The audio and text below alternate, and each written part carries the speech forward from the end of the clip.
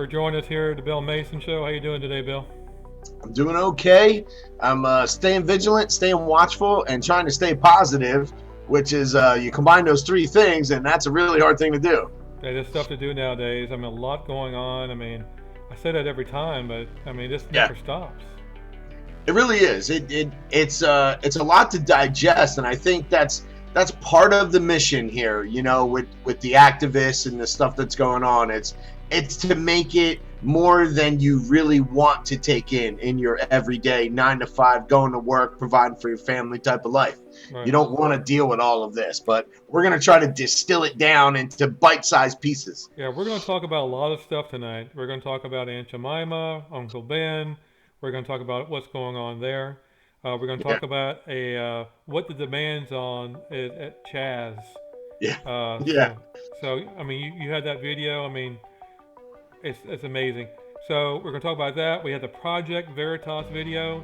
That's Yep. about Facebook this time, Yeah, discriminating against Americans. So huge news. We're going to show that video. We had the Muslim internment camps. We're going to show at the end of the show. yeah. It's a great video of what's going on over in China. They're internment Muslims there, and then we're going to go over a lot of other things like the CEO of Chick-fil-A that bowed down Oh in my some God, of the issues. that kind of knocked me for a loop a little bit. I mean, to have a guy who makes some really great food feel like he has to do some kind of virtue signaling and some gesture. I mean, it's where we're at right now. I mean, Yep. people are worried about getting boycotted for not showing these things. All right. Well, let's go into Aunt Jemima real quick, and then Yeah, let's see what Terrance Williams had to say about that. Okay. yeah. I've been eating these pancakes all my life. And I didn't know that it was racist to eat Aunt Jemima. I've been eating this all my life. Like, I don't even taste racism in the cake. Let me taste this real quick because I never tasted racism ever eating these pancakes. Let me just see what this tastes like.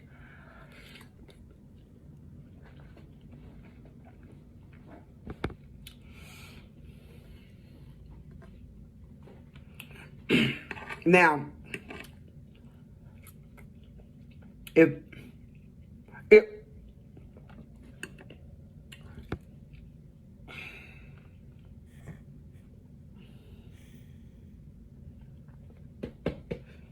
if this is what racism tastes like, then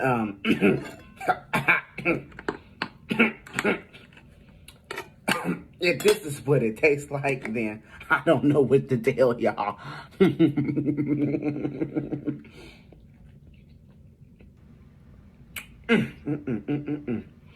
I've been eating Aunt Jemima all my life, and I will always love you.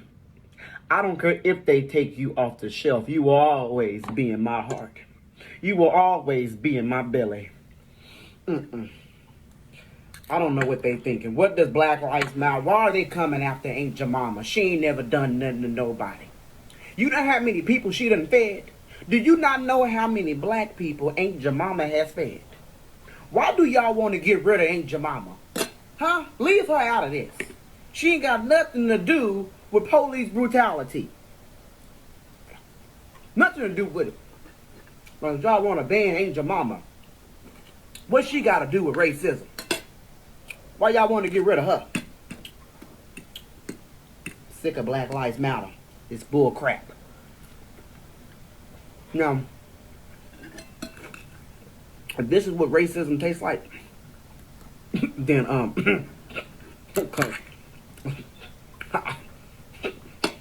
this pancake's pretty good. So if y'all think this tastes like racism, then give me all your Aunt Jemima pancake boxes. Oh boy, he is funny. I like Yeah, him. he's always brought like the lighter side to the ridiculousness of the left, and he manages to really sum it up in, like I said, in the bite-sized pieces where he's like, "Come on, man."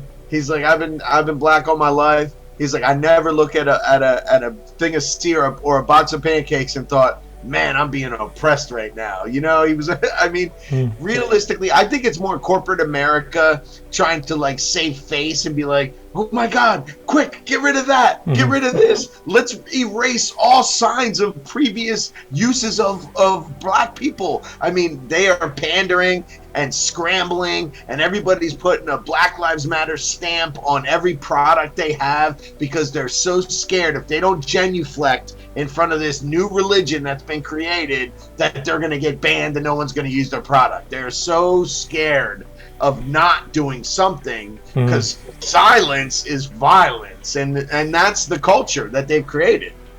It is crazy. I mean, I think I'm living in a different dimension right now. Yeah, like I said, I just want to. If I see a DeLorean on eBay with a flux capacitor, I'm going back, man. I'm starting over. I agree. All right, so let's talk about Chaz, and then we'll go to another segment. But let's talk about, let's see what's going on. I mean, Fox had a good segment earlier about a resident who lives there. It's pretty sad. Take a look. Yeah, it's messed up, man. Some people just trying to like exist, and they lived there before this happened, and now look at them. All right, take a look. Times to 911 calls have ballooned to 3 times as long since police vacated the area. One person going as far as to say this. We've been shell-shocked by the police, and now this, and these people are evil at night. They're horrible. I'd go almost to a homeless shelter right now just to be away from the violence. My heart breaks when I see that, Kennedy. They deserve to take back. Well, wait, it is their house. This is like negotiating with terrorists. It's like, give me back. Yeah, there it is. And there's the city of Chaz right there in Seattle. Yeah, it's actually expanded. There's another, if you see where the commune food station is, there's this, they took that block too. So the local municipality actually put up another blockade. They have an extra block. So this way they have ease of access to another liquor store that can be accessed by a truck, because the one that's inside Chaz, they can't get the liquor trucks to. Oh, okay. Well, that makes sense.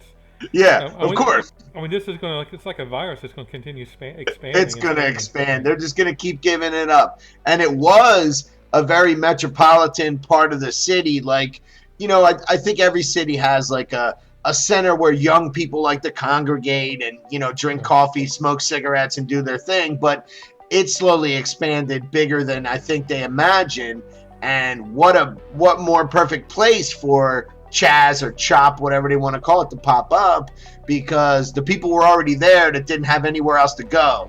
All the unemployed were already there, smoking cigarettes and drinking beer and coffee and whatever, and just waiting for the revolution to start. So Unbelievable. yeah. Let's take a look. Let's see what the Chaz leader wants, actually. Oh, the demands. That's what demands. Take a look. Yeah. Every single day that I show up here, I'm not here to peacefully protest. I'm here to disrupt until my demands are met. You cannot rebuild until you break it all the way down. Respond to the demands of the people, or prepare to be met with any means necessary. By any means necessary. That's not just a slogan. No. No. No, it's not a slogan. It's not even a warning. I'm letting people know what comes next. A response to violence is not violence itself. The Republic of... There we go. So. Yep. So they want violence against violence. They want to, if something doesn't meet their demands, they're going to go full force violence. They're bringing full force violence, and in the list of demands, I know that's just a clip. It's a longer video, and it is literally stuff that you would probably laugh at if you saw it on paper. All the badges of all the Seattle police force are expected to be put into a black garbage bag and delivered to her by August 1st. And they also expect the judicial system to stop prosecuting anyone who's black. And if there are previous cases or previous convictions, representative from Black Lives Matter has to be in the courtroom as their mouthpiece and or attorney, even though they're not attorneys at law. They have to be there. Like these demands are like a list of like nonsensical pie in the sky. If anybody adheres to this, they're gonna laugh at these people. Like if they say yes to this list, they're gonna be like, what do we ask for next? What do you guys want? Because they're giving us everything. I mean, this is nuts. It is very nuts. No one's going to get that demand. So I can't see that happening. Well, the police chief of Seattle, who is a black woman, said absolutely not. This is the most craziest point I've ever got to as law enforcement. I've never imagined dealing with this, which is, she called them domestic terrorists. Right. Now, the mayor of Seattle has a totally 180 view of this and literally tries to like dumb it down, like, oh, they're just getting it out of their system. And, you know, this has always been an area of political protest and voices heard, voices count, blah, blah, blah. So the mayor is the one that's going to ruin this for all those, like that woman we saw, the taxpayer who lives there, who's like, I'd rather live in a homeless shelter because this is terrible. Right. It is terrible. So they better take that back soon or they're going to expand. We're going to go to a little segment here, a little commercial break. We're going to come back and we're going to talk about some explosive videos. Project Veritas with Facebook, the Muslim internment camps, and much others. So, all right. See you next time on the other side. Stay tuned. Are tired of those race-baiting Democrats. We have made it clear that we will never sit back and let you destroy our freedom, our liberty, our just, and the American way is the greatest president that America has ever seen. Donald J. Trump. Because I don't care about CNN. I don't care about MSNBC. I don't care what the liberal media might say. We don't belong to them. We belong to God Almighty. It doesn't matter if you're black. It doesn't matter if you're white, brown. It doesn't matter if you're yellow or red. It doesn't matter if you're gay. It doesn't matter if you're straight. It doesn't matter if you're Christian or Jew or Muslim. If you love this country and you fight for the United States of America, if you're declaring that I love America, then you are part of the walkaway movement.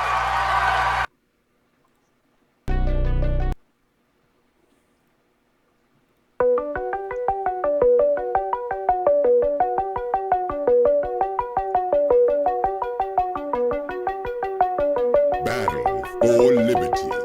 This is the Bill Mason Show.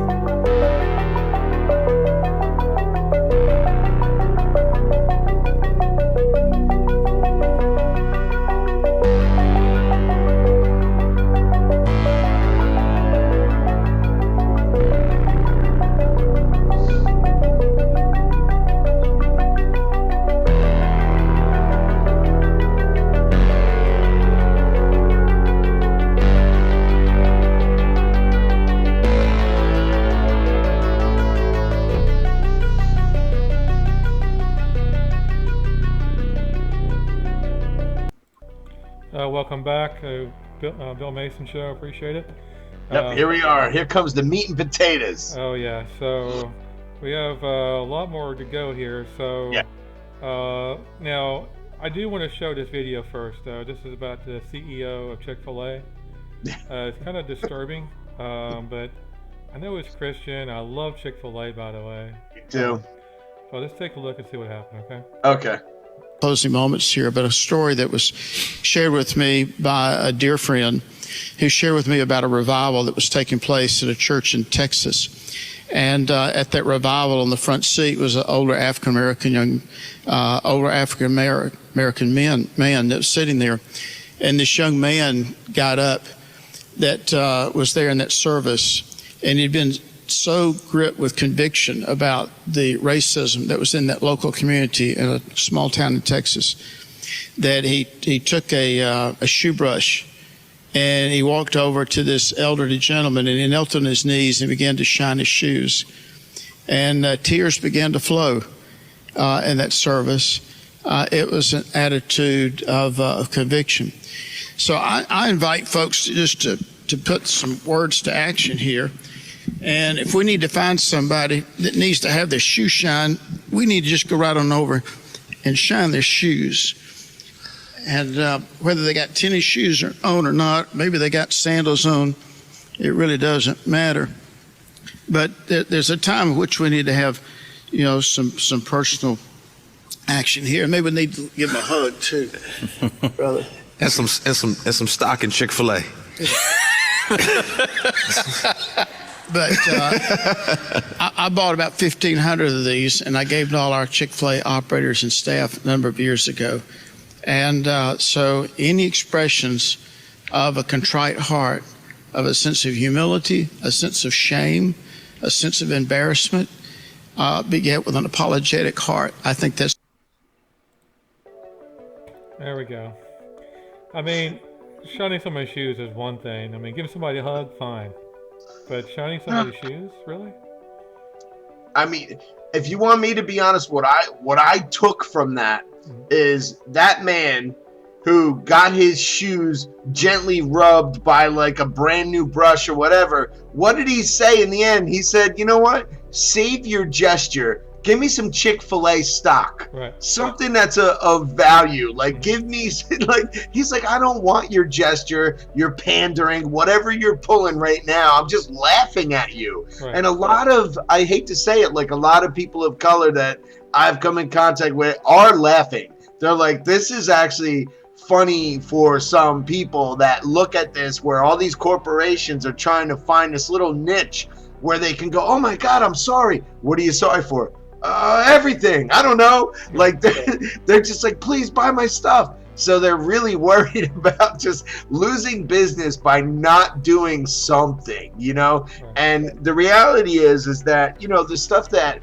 we're talking about, the social change and the changes that have to do with the police department, that none of it comes from shining shoes or genuflecting or washing feet or even giving them $10. None of that does anything. Okay, it's definitely a systemic change, and I don't believe it has anything to do with getting rid of police. I think if anything, we need to spend more money on police and have them better trained and have more police so these guys don't have to work 4 to 5 12-hour shifts all the time.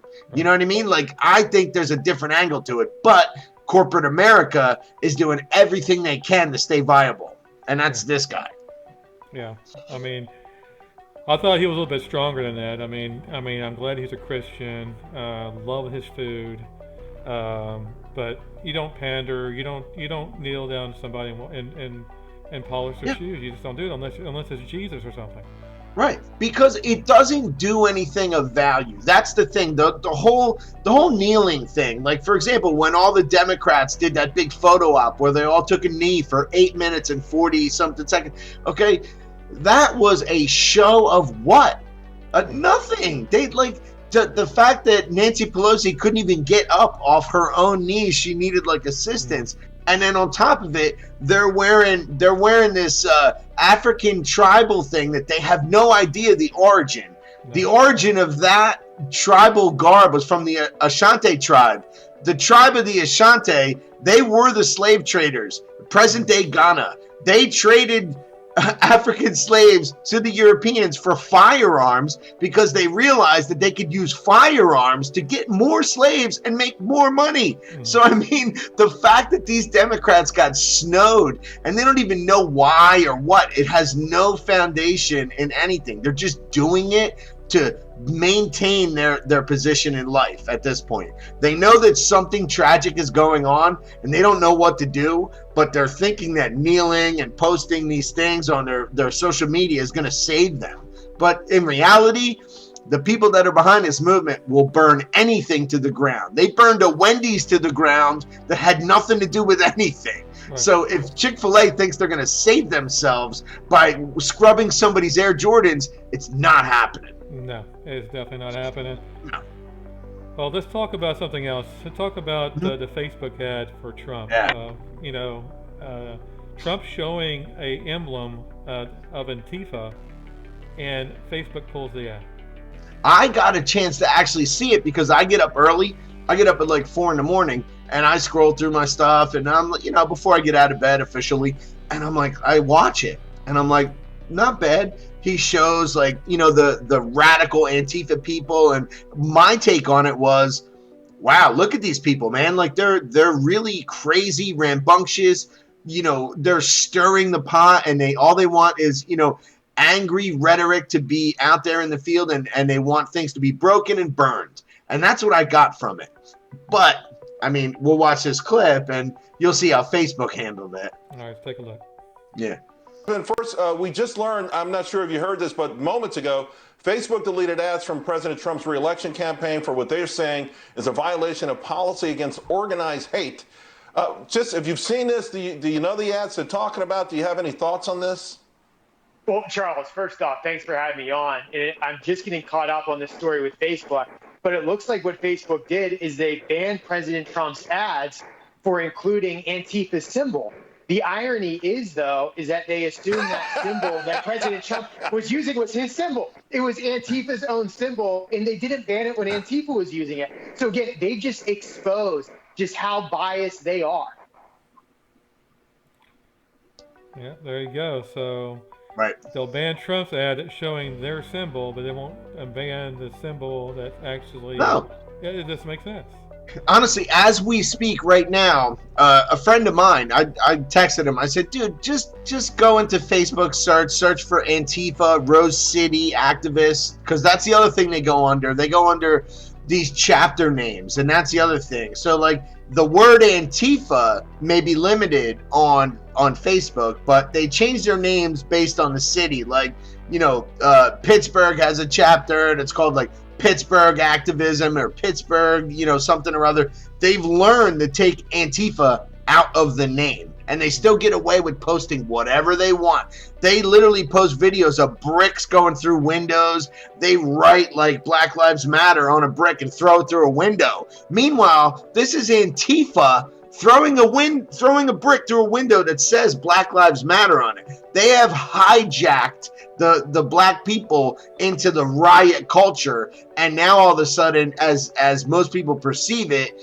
they look at these cities burning and the windows breaking and all of that stuff, and they go, man, this is like really pissed off black people. It's really a bunch of white guys that live in their mom's basement that are throwing these bricks through the window. I mean, this is really a snow job on the American people. And there's not many people that are going to put the full spin on it. So when Trump came out in Trump's ad, he showed behind these handkerchiefs are a bunch of white kids that are literally beating people up with skateboards, and they have garbage can lids, and they're shooting fireworks at people, and they're doing all this stuff. And on their shields, which are garbage cans, they have these symbols, the black flag and the red flag, the black flag of anarchism, the red flag of communism.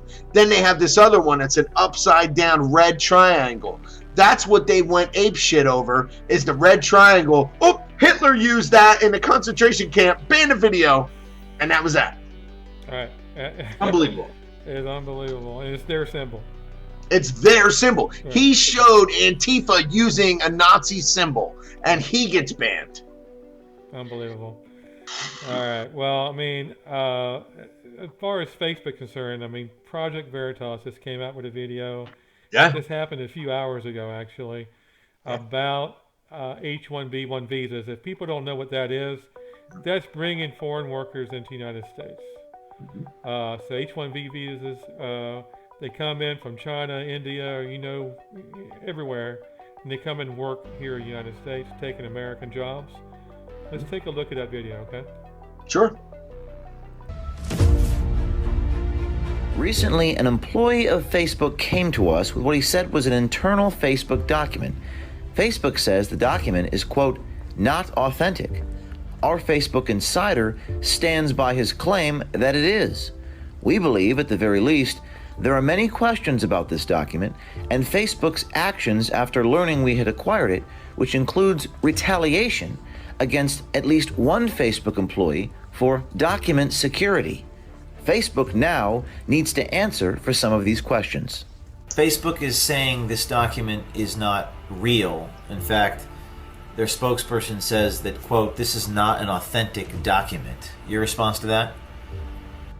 It obviously from an authentic source, which leads me to believe it is authentic document. Maybe the people who are speaking do not know of it, but it is definitely there. Can you speak a little more specifically to how you obtained it? Like, in other words, it was observed on the server, or so there was some type of email exchange that occurred?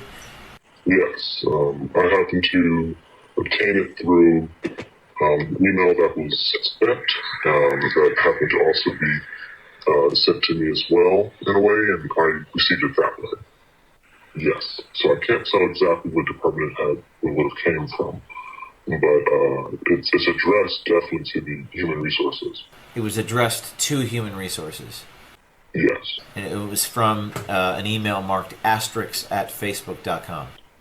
Yes. So, one more time, do you believe that this document is an authentic Facebook internal document? I believe it is. Okay. I do. I have no reason to not believe it. From what I've looked at it, it looks authentic to me based on other documents that are around. I'm not sure where else it could have been or where else it could have come from. Even what you just said, we'll blur everything, make sure you're protected. So what happened today with the thing you just showed me? What did they do to you in that screenshot? They suspended you? Tell me about that. Yes. So initially, I went in. I was able to get to try and confirm the documents. After I looked into it, I was able to see that I no longer had access to the system. I reached out to the IT department to see what was going on. They did not respond to me, but I did receive an email from an HR contact point shortly after, informing me that my access had been suspended to the system due to a document security issue. Did they suspend more accounts than just you today? Yes, 6 others. 6 other people? Why those? Why did they do that? Why more than just one? I'm not sure. Tell me about how you came upon this document. In my normal course of work, it happened to come across my desk. The highly troubling entries in the leaked document are found on page 6. Quote, when hiring for HR positions, it's important to prioritize H-1B visa workers, and this will stimulate the process of diversification of the workplace, unquote. The second item, quote, priority may be given to H-1B applicants from China and Korea. How certain are you that this is a actual legitimate Facebook document? I myself believe it is quite legitimate, and I'm very certain. You're very certain? Yes. So Steve, assuming this document is a legitimate Facebook document, how would you characterize it overall from a legal perspective? Well, James, I think it raises serious concerns under federal and state anti-discrimination law, specifically as it would relate to discriminating based on national origin. If this is in fact Facebook's policy, it's a pretty clear-cut policy in this document that there's going to be discrimination not just against Americans based on their national origin, but also even within the H-1B process itself.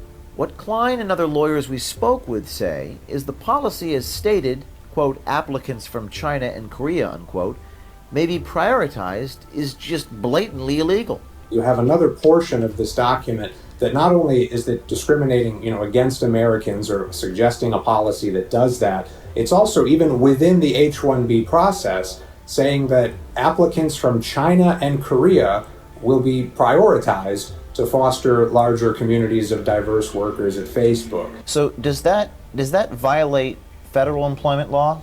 Yeah, I think that under the federal, again, if this is being actually implemented against Facebook applicants from the United States, you have problems under both the Civil Rights Act and under the Immigration and Nationality Act. But again, that doesn't permit the idea that someone is going to be passed over who's otherwise qualified based on their national origin. Our Facebook insider says he came forward because he knows firsthand the real impact and damage to Americans that these reckless and cavalier initiatives have on American workers. I've seen the destruction and the damage that this H-1B visa issue has caused. Living in the Bay Area, there is a very large portion of homeless. And within that homeless, there's a very large portion of working homeless. These are Americans with degrees and jobs that no longer have these jobs and have been replaced by H-1B visa workers. And I feel that this has to stop. Someone needs to do something.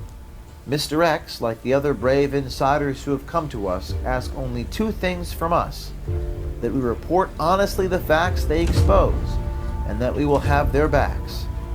Trust me, hear me, don't doubt me. We will.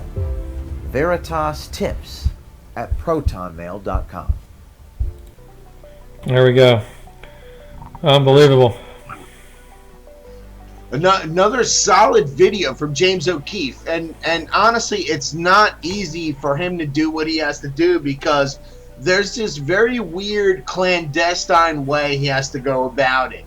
He has to win over not only the people that are willing to, continue their work at a place where they know, like, for example, you work for Facebook or you work for Google or you work for somebody like that, that they are watching for anyone who has some sort of conservative view. So number one, you can't be that guy. You have to stay undercover at all times. You have to be like, oh yeah, totally. I'll be at yoga at noon. You know what I mean? Like, you got to do all of those things to maintain your cover, so to speak.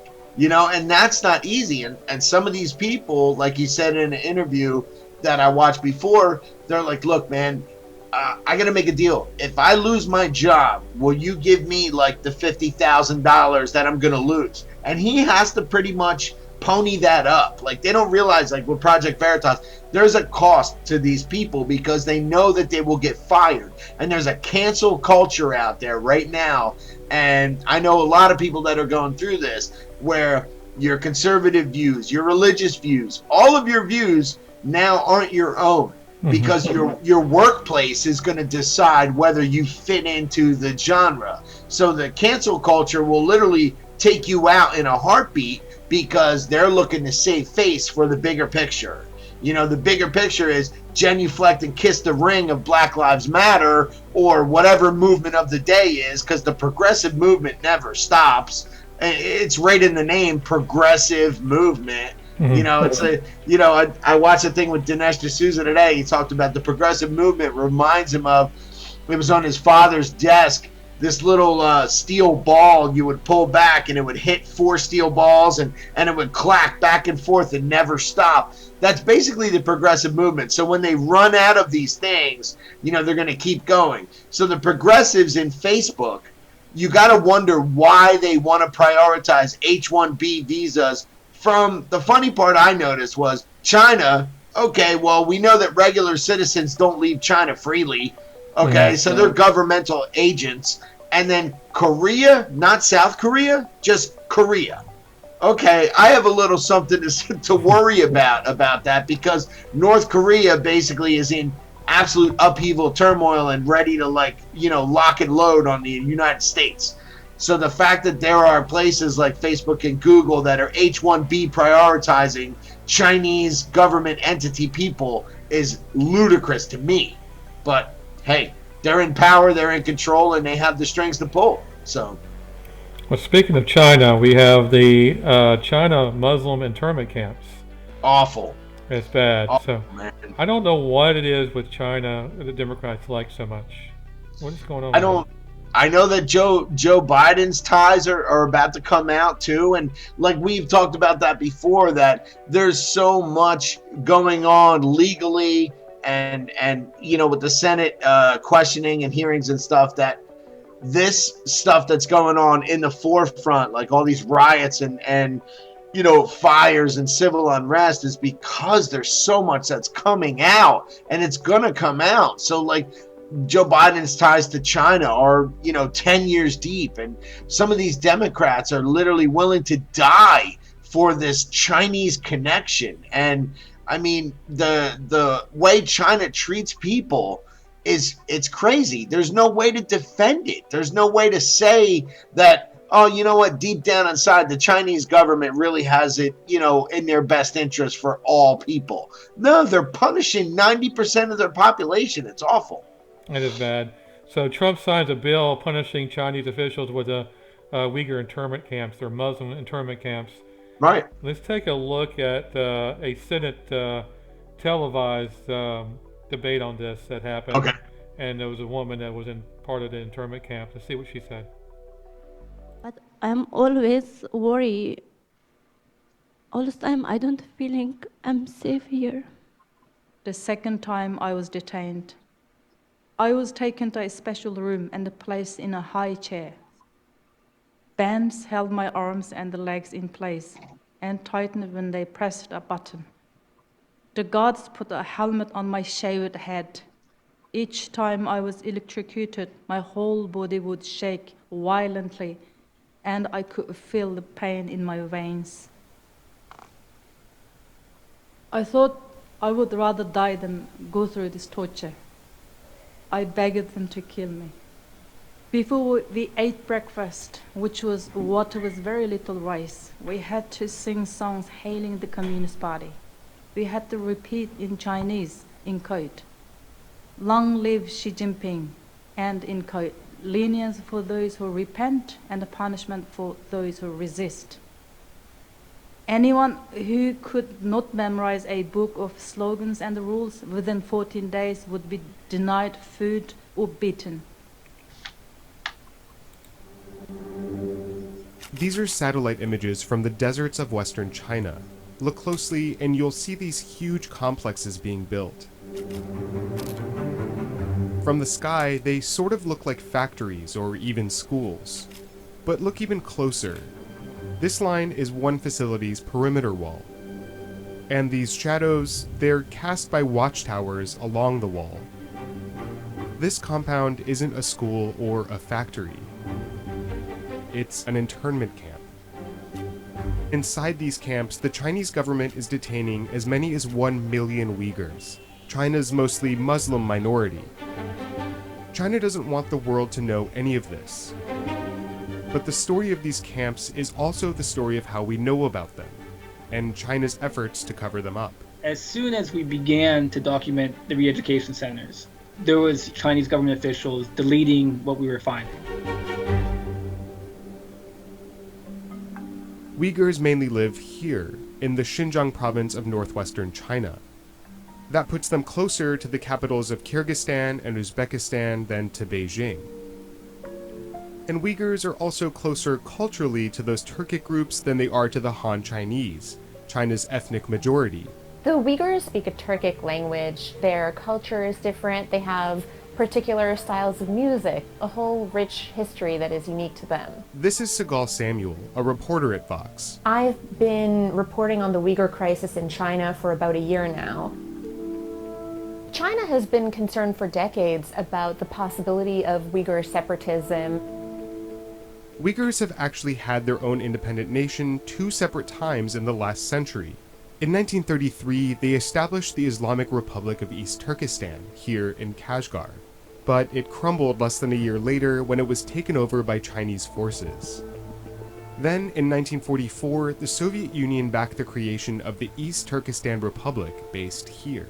But when China became communist in 1949, the Soviet Union turned on East Turkestan and helped China take it over again.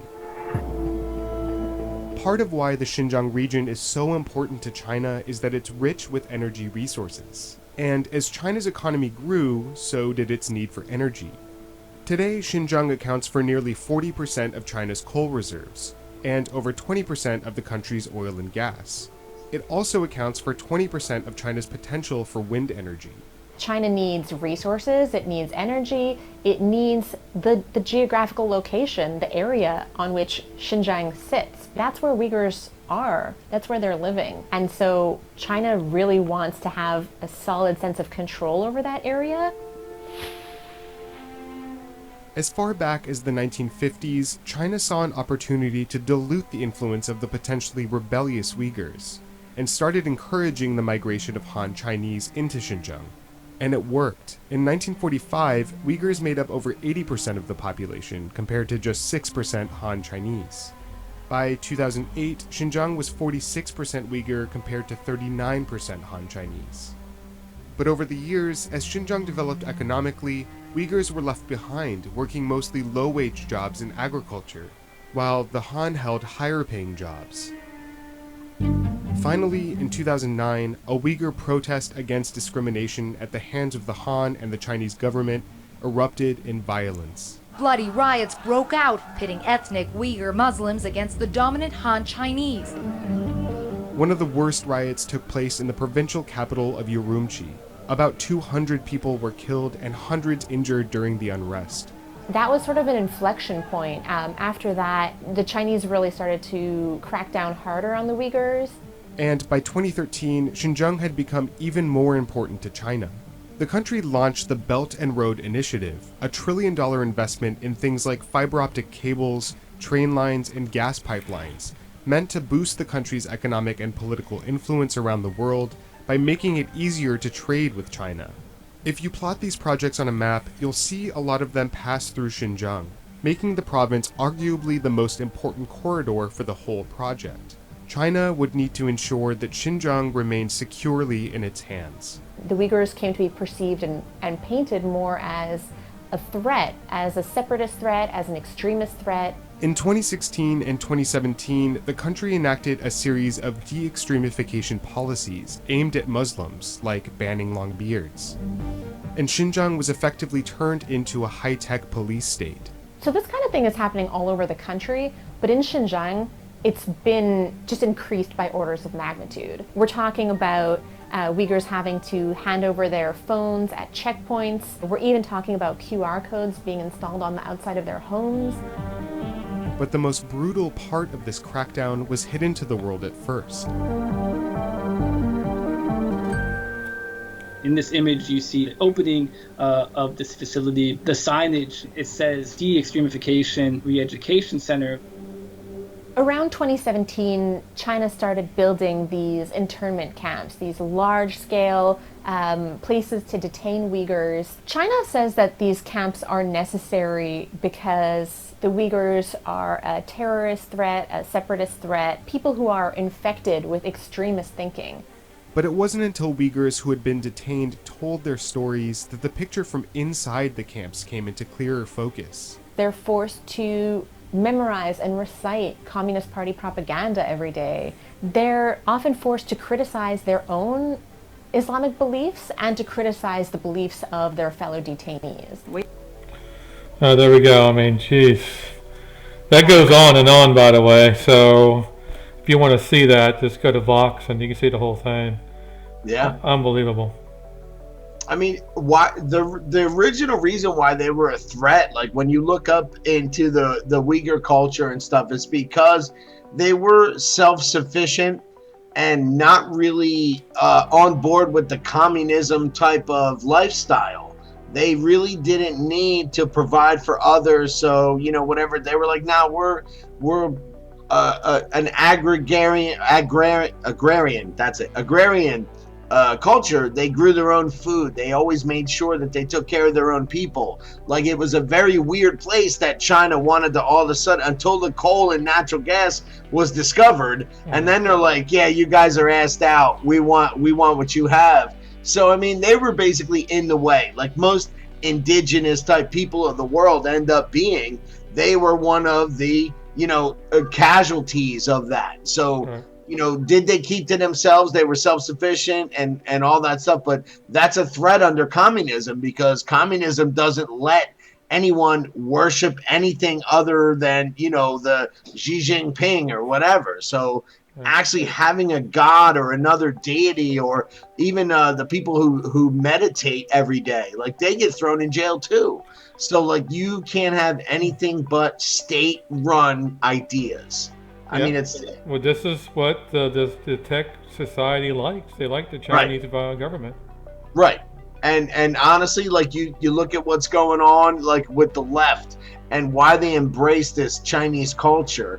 You look at the stuff that they're pressuring right now, like, it's weird for me because the coronavirus was pinnacle, most important thing ever. And then when people started demonstrating, and demonstrating turned into protesting, and protesting turned into riots, then social distancing went out the window. Everything went out the window, okay? Because this agenda to, like, you know, become, I want to say, like, just in this state of upheaval, it lets communism come in. Like, once you sweep all of the freedom out of the way, you can put communism in place. Freedom is, it's in the way of communism. So that's why anyone who has any semblance of freedom is in the way of communism. I mean, Well, the left is basically embracing it. That's what the left is. The left, it goes from, you know, liberalism to communism, to socialism, to communism.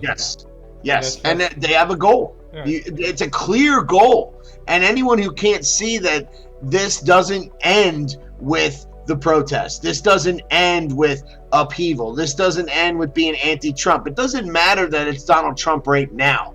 It's law, order, people who plan for their future and eventually become self-sufficient. They're dangerous because they will always crave freedom. The people who are destitute, down on their luck, really hard off, and struggling will always crave a save me situation. And that's when communism's like, here I am, I'll save you. Here we go. And it never works out. And once communism sweeps in, now you have the elite. So you establish that everyone who needs help and everyone from that line up is elite. And that's why politicians support it, because where do you think politicians fall when communism comes into play? The elite. Exactly. They're going to have red wine and the finest bread. They're going to have olives. They're going to have fresh fruit while everybody else is getting boxed lunch. Right. Yeah, it's not going to be good. It's not good, It's not good at all. No. All right. Well, I appreciate you watching the show tonight. We're going to have an explosive show for you next time. On Tuesday, we're working on a exclusive here, so we'll take a look at that. But we appreciate you watching. The last words, Bill. Last words are still stay vigilant, pay attention, because there's a lot of stuff that's being slipped in while maybe the working class, regular class people are sleeping. So I personally have tuned out of regular terrestrial type news. I watch the morning news for the weather and I'm out, because everything else is meant to indoctrinate you into some sort of haze where you think that you have to succumb to this new regime. There is still America. It's still here. There is still freedom. That's still here. Don't let these people fool you that it's about to go away, because it's not. No. And that's that. All right. Thanks for watching. You have a wonderful night. Good night.